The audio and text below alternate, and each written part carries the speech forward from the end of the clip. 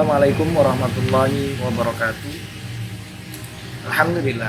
Alhamdulillahilladzi hadana li hadza wa ma kunna linahtadiya lawla an hadana Allah.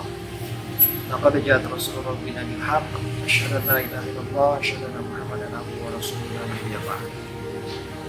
Qala Rasulullah sallallahu alaihi wasallam an Ibnu Abbas radhiyallahu anhuma anna Rasulullah sallallahu alaihi wasallam qala Inna Allah tajawaza li an ummati khata wa nisyan wa mastukrihu alaihi.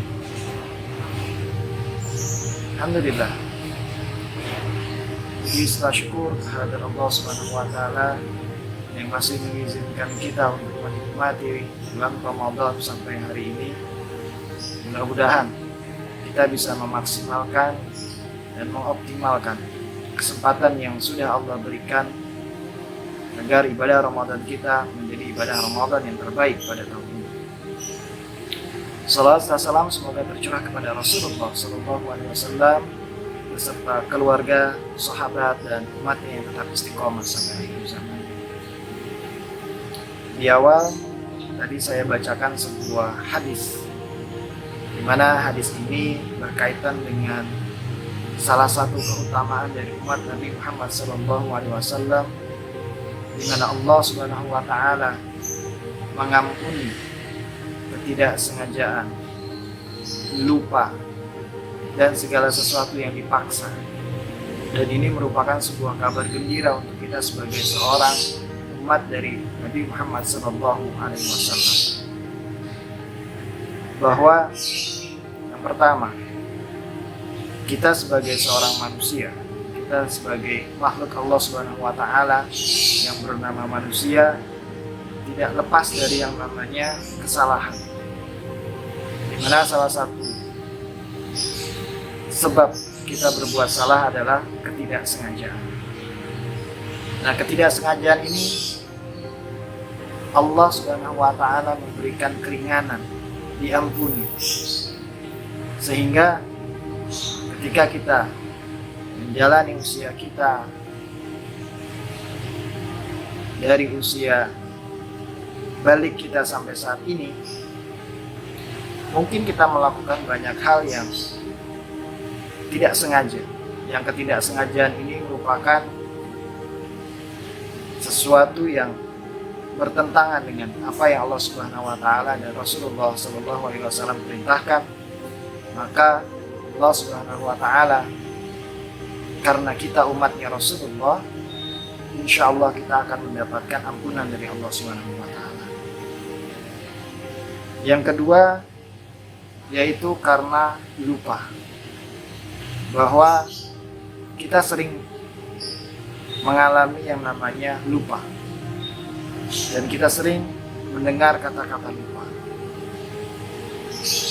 Kalau misalnya kita ambil contoh, atau bahkan pernah mengalami ketika kita sedang berpuasa, ternyata kita lupa minum atau makan di saat kita berpuasa. Tetapi karena kita lupa, Allah Subhanahu wa taala mengampuni kesalahan itu karena kita lupa, karena tidak sengaja. Dan ini merupakan salah satu keutamaan atau keistimewaan kita menjadi umatnya Nabi Muhammad SAW. Yang ketiga, yaitu kesalahan yang kita dipaksa melakukannya.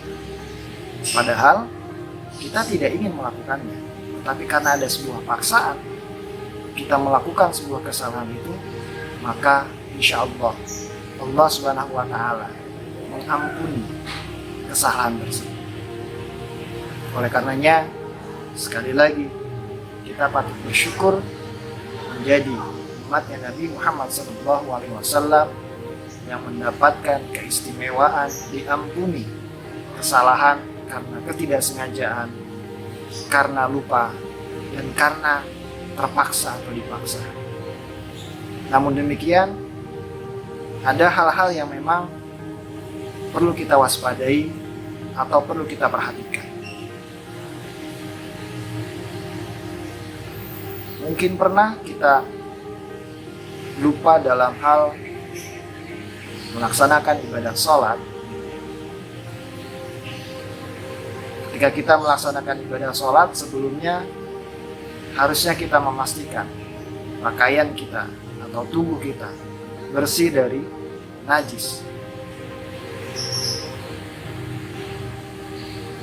Ketika kita sudah tahu ada mungkin najis di baju kita, di celana kita, atau di bagian tubuh kita yang tidak kita segera bersihkan, kemudian kita lupa, kita langsung melaksanakan sholat, maka ketika kita ingat, meskipun sholat itu sudah dilakukan, karena sholat kita menggunakan baju yang mengandung najis, maka ketika kita ingat, kita harus mengulang sholat tersebut.